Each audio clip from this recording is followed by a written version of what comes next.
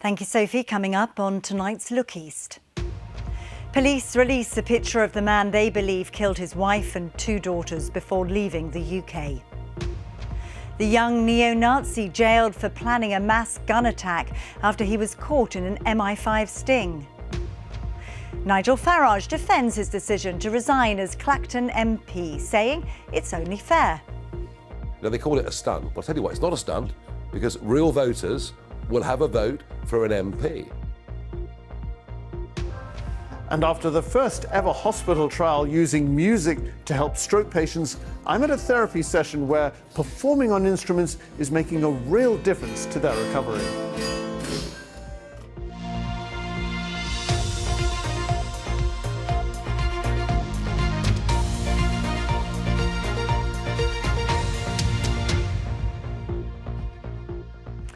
Hello, first tonight, an international manhunt is underway for a man who's believed to have killed his wife and 2 daughters near Bedford before fleeing the UK. Their bodies were discovered at a house in Great Denham on Monday. 45-year-old Mark Schumer left the country over the weekend. Mosmi Bakshi reports. This is the man at the centre of an international manhunt, wanted for the murder of his wife and 2 young daughters. And while police may have identified who they're hunting, there's still the question of why. It's been over 48 hours since police discovered the bodies of Zandile Schumer and her 2 girls, 15-year-old Natalie and Nala, who was just 5. Their killer, according to police, their father, 45-year-old Mark Schumer, last seen on Friday by a maintenance contractor. I knew him very well. He doted on his kids, you could see that. He was looking forward to his daughter's sports day, praying that the weather would hold out because previous sport days have been cancelled, so he was really looking forward to that. So what changed? We still don't know, but all the victims were discovered by police at this family home in Great Denham. Nala, the subject of an emotional tribute from her primary school, describing her as a little ray of sunshine, inquisitive and bubbly, proudly wearing her hair accessories, making everyone laugh, with hugs that made everyone feel special. And this is a tragedy that has left dozens of young hearts broken. A sombre procession of neighbours and friends pausing to pay tribute to a young family. Shocked, because you don't expect things like this to happen.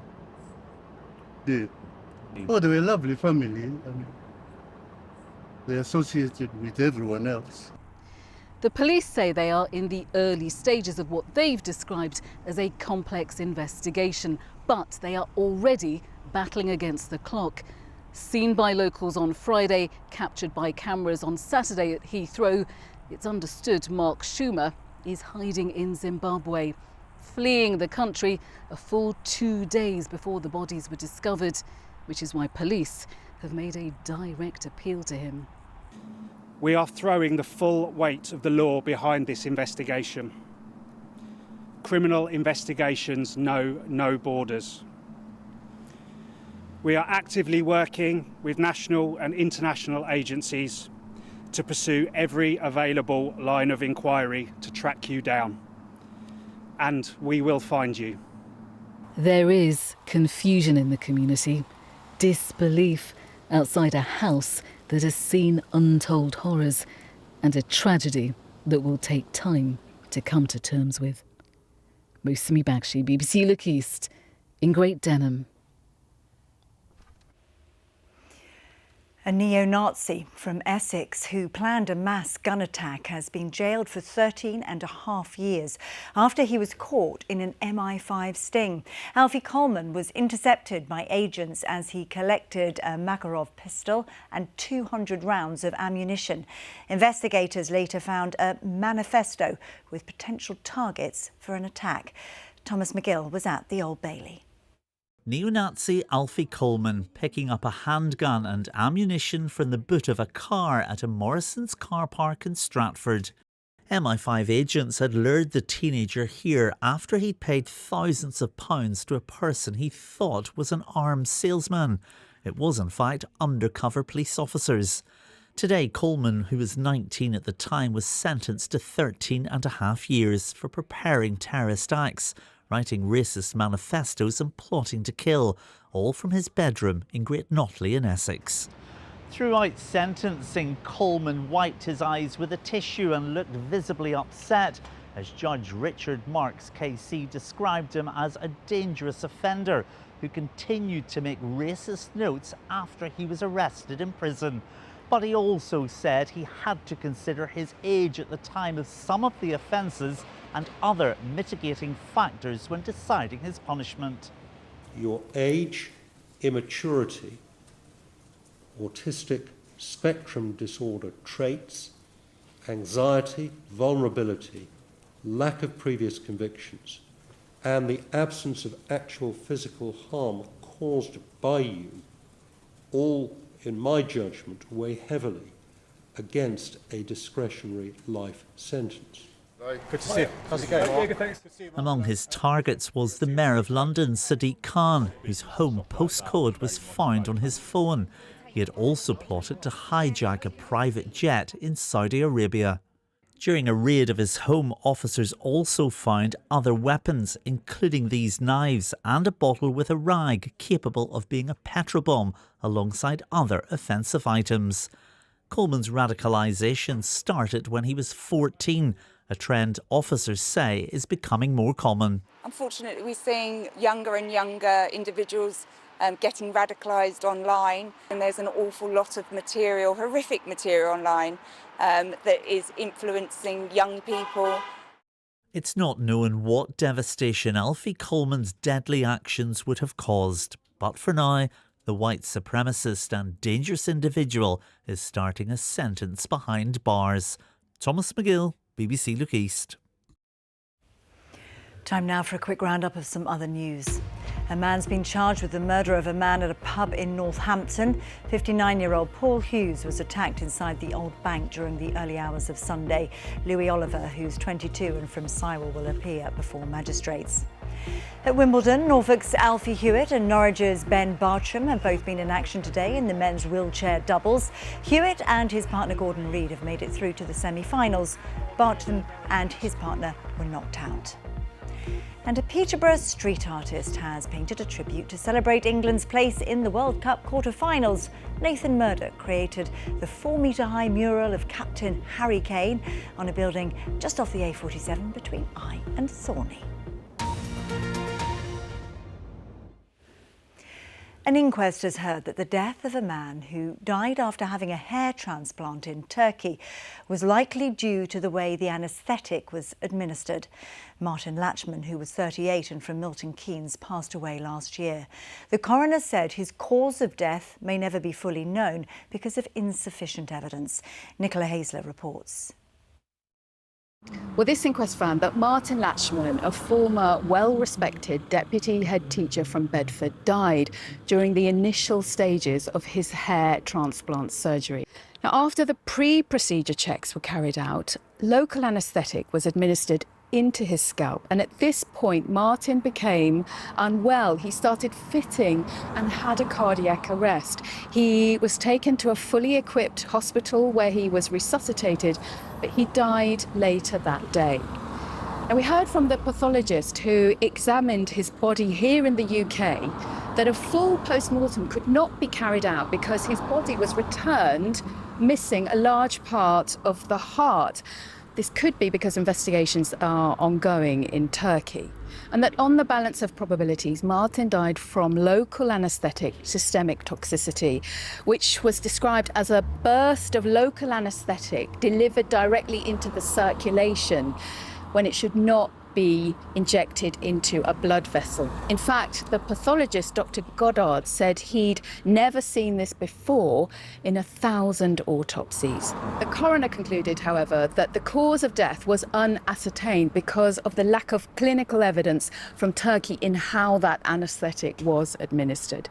Now, Dr. Chinnick's website claims it has conducted more than 50,000 successful hair transplants and that it was deeply saddened by Martin's death. But it does raise questions among surgeons here about the safety of going abroad if there are complications in procedures. It can be a bit of a lottery. On the website of the British Association of Hair Restoration Surgery, there are a wide range of guidance documents, one of which is a guidance when considering having hair transplant surgery abroad. And one of the important points is what are the systems in place in the clinic should there be a serious complication during the procedure. Well, Martin was described by his family in court as a proud Welsh Mauritian, a bright and funny man, thoughtful and caring. He was deputy head at Goldington Academy in Bedford for 8 years and was described as an inspirational teacher there. Families who knew him at the school said Martin was a uniquely generous teacher with his time, energy and patience. Hazler reporting. Nigel Farage, the leader of Reform UK, has told Look East that quitting his Clacton seat, forcing a by-election and then standing in that by-election is not a stunt. Mr Farage is being investigated by Parliament for not declaring a gift of £5 million. He's also facing questions about his relationship with a businessman who was jailed for fraud. Now, Mr Farage insists he's done nothing wrong and says he's called the by-election to allow his constituents to decide.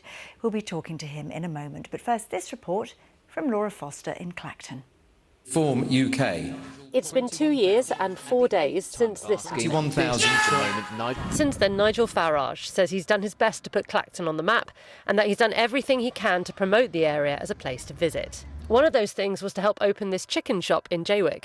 Jo says she doesn't agree with Nigel Farage's politics, but says he has been good for the local community.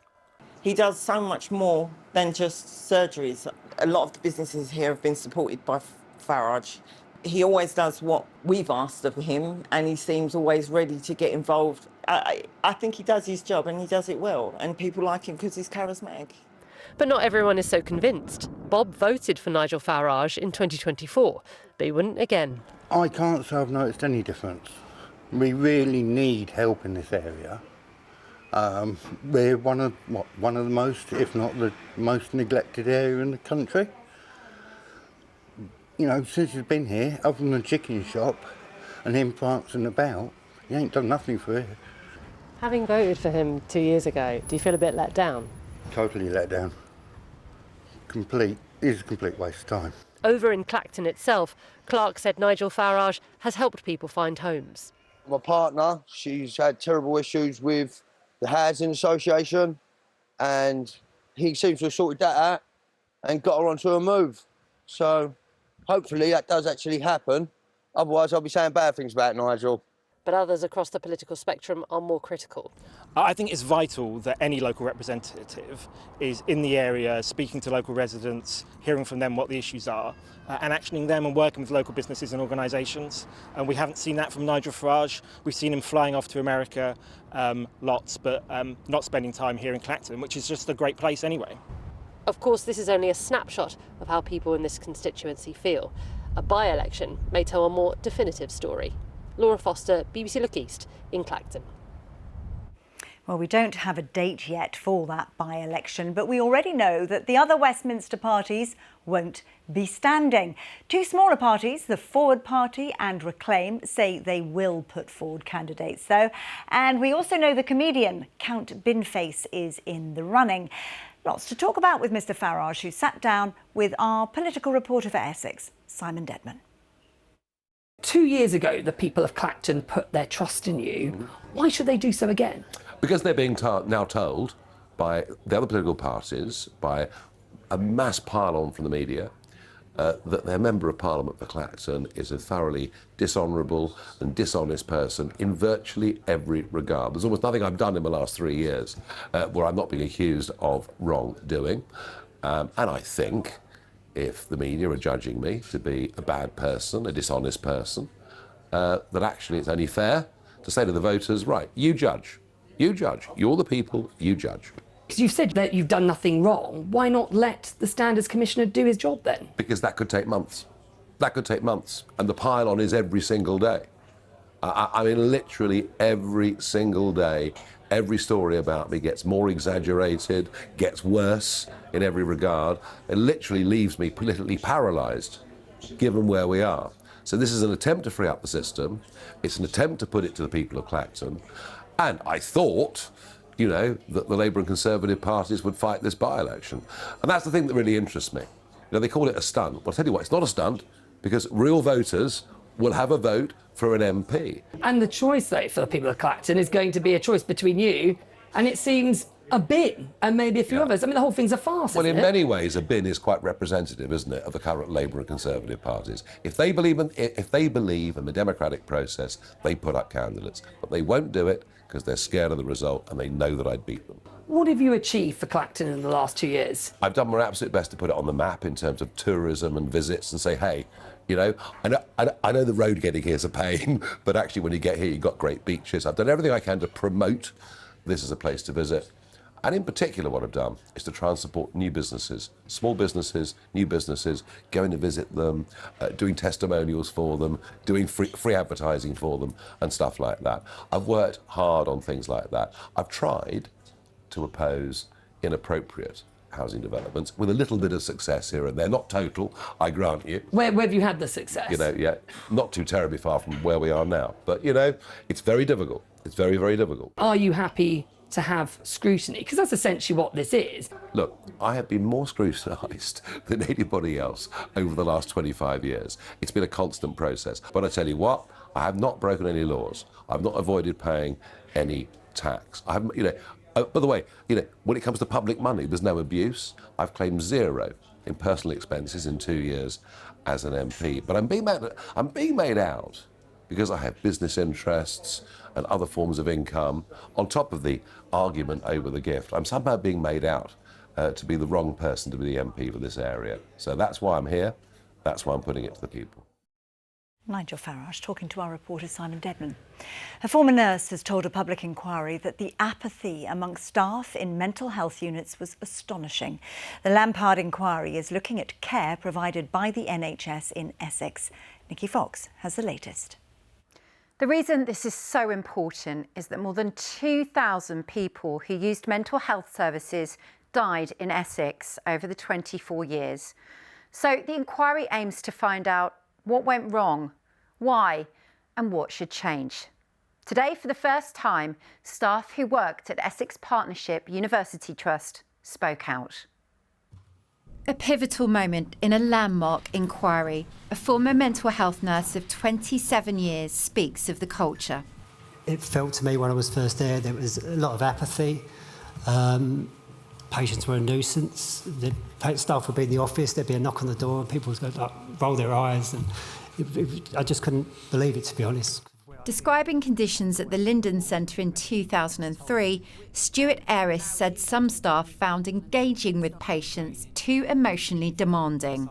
Some people either didn't want to do that or they had enough of doing that. And they're kind of just becoming closed. And by shutting themselves in the office with their colleagues, it felt safer for them.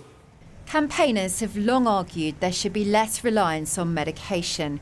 Questioning Mr Ayres, the counsel to the inquiry said, "You describe one doctor at the Christopher unit telling you the ideal patient is one medicated to just above a coma. Did you ever escalate that?" "Yes, absolutely," he replied. What was the outcome? That particular consultant would often say things that were appalling. He would say he didn't mean it. Mr Ayres said he wrote the incident report following the death of Ben Morris, who was found dead in his room in 2008. But he was later moved into an admin role, leading him to believe he was being punished for raising concerns. Why do you use the words conflict-driven, arrogant and aggressive when you describe the management? That was my experience of it. There was just no compassion at all from my experience. Essex Partnership University Trust says care and staffing has since been transformed. So what happens next? Well, the focus is now on staff resuscitation training and the use of infrared cameras to monitor patients. If changes are needed, Baroness Lampard can recommend them now rather than waiting for her final report. Issues like medication and ward safety will be looked at next, with the inquiry currently finishing in the autumn of 2027. Let's take a look at some of today's stories on the BBC News app. Bedfordshire's Police and Crime Commissioner has been talking about plans for the Universal Studios resort. The force has applied for extra government funding. In Suffolk, is the surge of paddle putting tennis at risk? One club with an 80-year history fears it could be forced out of its facility. And watch the moment, the body cam moment of drug dealer attempting to escape police and threw drugs over a garden wall in Peterborough. To find out more on all of those stories, you just need to head to the BBC News app. Now, we all know that music can be uplifting, but did you know that playing a musical instrument can help you to recover from a stroke or a traumatic brain injury? Well, a music therapist from Anglia Ruskin University in Cambridge is doing just that. And the results are remarkable. His patients have seen improvements in their limb coordination and brain function. This from Alex Dunlop. OK, keep going.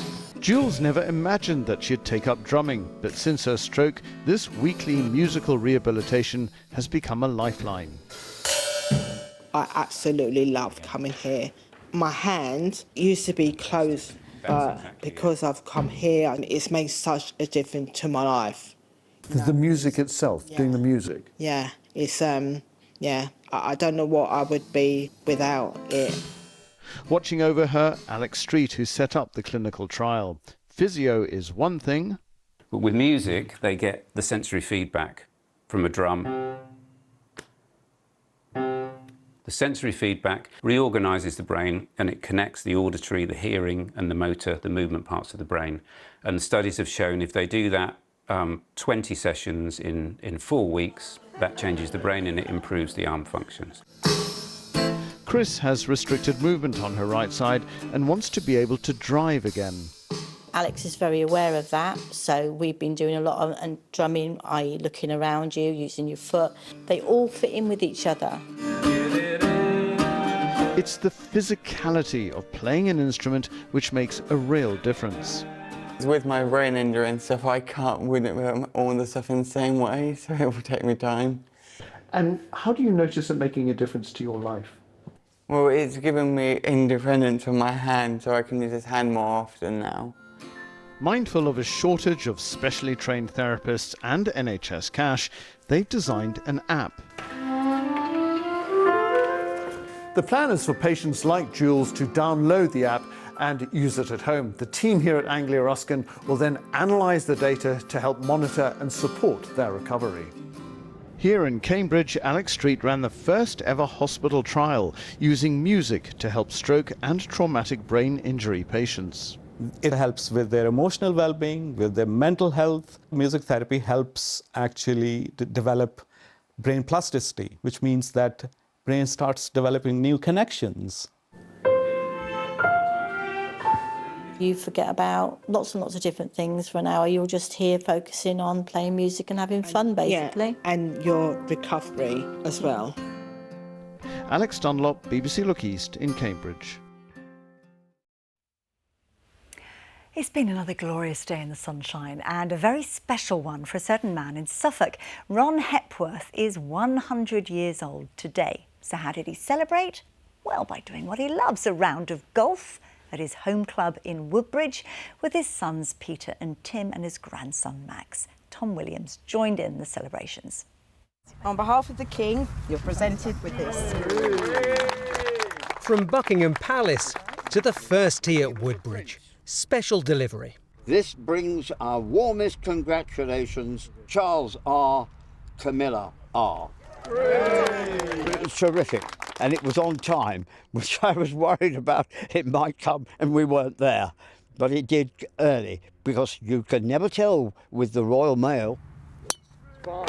A member for nearly 50 years, Ron's still going strong. If I can get out into the fresh air with friends that I've known and keep bright and enjoying life as much as I possibly can. We've been playing golf, but he follows cricket. Okay. The expression we're using at the moment, he's 100 not out. Very funny, very witty for the ripe old age of 100. Great inspiration. Just how does he do it? Never smoked, doesn't drink too much, always exercised and a positive mental attitude. I got the same ball that I started with and I finished with. Absolutely brilliant.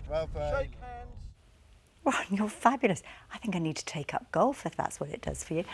Weather Watcher pictures, they are lovely. Woodbridge in Suffolk. You've got a beautiful boat there. And what have we got here? Oh, a very, very wet dog. Cooling off. So there's the Weather Watcher pictures. Let's get the details with Kate. Good evening. It has been, for many of us, another hot day, and these hot temperatures will stay with us through the rest of this week and the weekend. Perhaps something a little less hot along the coast, but blue sky and sunshine for today. Very little cloud coverage. I'm not sure who said that if cows lie down, it means it's going to rain, because there really isn't any rain in the forecast, just more sunshine. The outlook for the next few days and into the weekend itself, it's dry, it's hot, it's sunny, but it is going to feel a little bit cooler out along the coast. Now, high pressure remains in charge. It's been extending across us through the course of the day. Over the next few days, it will start to move a little bit further north. So we don't have any fronts heading towards us. They're all blocked by the high pressure. Overnight tonight, it is dry and it's clear. The wind remains light overnight, and the minimum temperature could be quite uncomfortable for some, between 14 and 17 Celsius. But with the clear skies, it leads to a bright start on Thursday morning. Now, for Thursday, it is another day full of sunshine. There is very little cloud coverage tomorrow. Again, the wind remains relatively light, but it is onshore, so temperatures out along the coast may be a degree or two cooler, but you don't have to go far inland for those temperatures to get hot. We are looking at a maximum on Thursday of a very warm 34 Celsius. Then overnight Thursday into Friday, the high pressure, as I've mentioned, will start to drift further northwards. Now, coming around the outside of that high pressure is an easterly breeze, a more noticeable breeze here in the east, especially out along the coast. And that's going to help regulate the temperature a little. It could be a little bit more manageable out along the coast. Now, for Friday, plenty of sunshine once again, very little cloud coverage. You factor in that easterly breeze, the temperatures out along the east coast are looking around the high 20s, 27, 28 Celsius. Norfolk perhaps staying around 22 or 23. Come a little bit further inland, it's the low 30s, so not as hot as tomorrow, thanks to that easterly flow. And that easterly flow is going to stay with us into the weekend as well. Now, the temperatures are still very warm, if not hot in some places, but they're largely staying in the mid to high 20s. Nighttime temperatures still staying quite warm. Well, that's all for the team for now. Thank you very much for your company. Angie will have your late news. Bye-bye.